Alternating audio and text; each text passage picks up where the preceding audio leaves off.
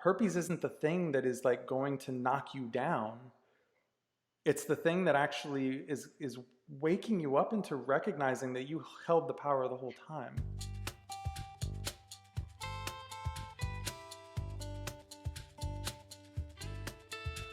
Hi, I'm Adriel, creator of the Herpes Opportunity, which is all about positively shifting your mindset, disclosing to potential partners in a way that truly connects you, and ultimately finding the love that you want and deserve. Now you can check out the free ebook linked in the description below about having the talk. And now, onto the video. I hope you enjoy it. Like to work with that inner voice, and that's like the worst case scenario voice that's always like hellfire and brimstone and you're horrible and all of this bad stuff. And then when you actually start to re-enter life and to get the reality of the situation of like, oh, people don't judge me like I judge me. I remember like those kinds of moments for me were like a mind fuck, right? Because so much of the time I did the kind of segregating myself from society for a while, and like when I first got it, I just had so many judgments about people with STDs. So I spent so long in my own world, seeped in my own hydrochloric acid juices of just like shamey judging myself, that once I finally had the courage to see if the world would reject me, then I actually came to find that like it's actually really rare to be judged so harshly that as I had been judging myself. And it was like, that was the mind fuck. Like the reality of the situation was never as bad as I was making it up to be, or the stigma making it up to be, the societal judgments and everything. The thing about that voice is that it's trying to keep us safe. You know, it's like, even though it's harshly criticizing us and trying to make us feel like shit all the time, it's doing that so that we don't go outside of our comfort zone. It's trying to keep us within our comfort zone so that we don't get rejected, so that we don't take a chance, so that our heart never gets hurt. And it's ironic because its care for us is almost like a helicopter parent, right? Like, no, don't do that. No, don't do that. You're not going to be able to. It can be overwhelming if we look at it from the macro lens and we're looking at it for the rest of our lives. Just break it down into bite-sized chunks. And we're like, you know what? The next time that voice comes up, I'm gonna like relate to it in a new way. Just that one time, right? And then if you're able to do that, you get a little bit of that rocket fuel of like, oh, I was able to do it that one time.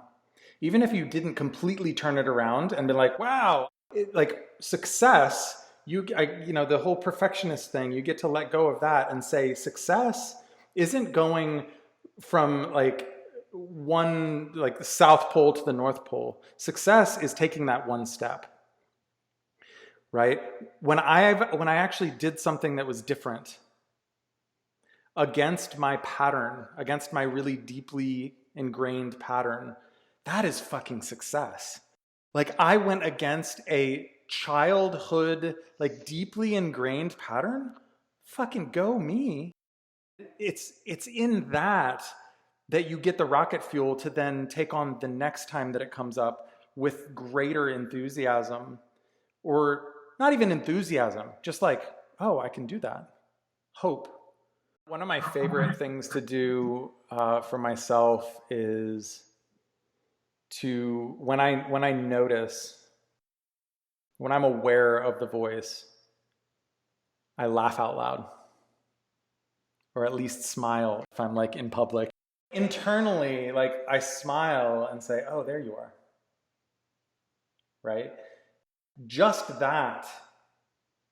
It's like we're trying to, it's like the voice wants it to seem like it's you, right? So it's like so it's like what's the analogy that's coming up? I'm seeing the visual, but it's like if you had like a perfectly level ground, right? But you're trying, and you had like some plate rocks under the ground, right? And you had to go under each one of them and kind of pry them up so that they seem like they're part of the ground, but they're just underneath the ground, and it's the same level as the ground. But it's like you got to get underneath those things with a little bit of leverage and pry them up to be like, wait, this isn't the ground. This was just something that is trying to like make it seem like it's me. It's like anything that you can do to create that distance of this is me and that is helpful. So just laughing and being like, and noticing the voice, that makes you understand it as a separate entity in a way. Like it sounds a little weird, but I almost like to think of it like a something separate, like inhabiting my being. Like I'm like, whoa, like I need to go to a witch doctor or something to get it out. Like, whoa, this is just something. There's something different that isn't me. Like I know who I am. I know my heart, and anything that is not love, anything that is fear, anything that is like that makes my stomach turn or my heart sink, that's not me. Right? So when I can laugh and have some sort of a different response to it, then that gets me into that mode of being centered in who I truly am, into my heart and into my like, your sense of humor is really tied to your heart. When you can be jovial and just like, things tend to slide off your back more. From that new vantage point, when you laugh at it, like, oh wow, I just noticed that. Then you can start to play around with it and start to see it as not this terrifying, like horror movie creature that is bent on your destruction. It's trying to be this big evil creature, but it's like when you really get the distance from it, it's like, oh, that's cute. It's trying to convince me that I'm a piece of shit. That is so cute. Because like I like to think of it in terms of there are different aspects of our being, and there's the that voice that is, trying to convince us of our shittiness. And then there's the inner child, like our innocence, our heart. And then there's our higher self, right? Our heart. Like there are all sorts of different metaphors for it, but like us in our empowered true selves, right? Without all the baggage, right? And how all of those things hold hands for me is that my higher self, like my true self, my heart, is the thing that holds my inner child, right? It's kind of like self-parenting, right? That when my inner child is scared or whatever, like I get to be that nurturing parent. Maybe that nurturing parent that I never had, but that I get to self-parent in that way, like, okay, this is what I never got, and I get to give this to myself. And then the shitty voice is actually keeping us vigilant and keeping us aware. It is a worthy adversary, right? And if I didn't have that, and of course we wish that we didn't have that, but it's there in all of us, in all human beings, that it keeps us alert so that we don't fall off the horse, right? And ironically, the more critical that our voice can be, the more it can actually snap us into awareness. Because the more subtle it is, the more I could just, oh, that's just in the back of my head. But when it's like, you are a piece of shit, you're like, whoa.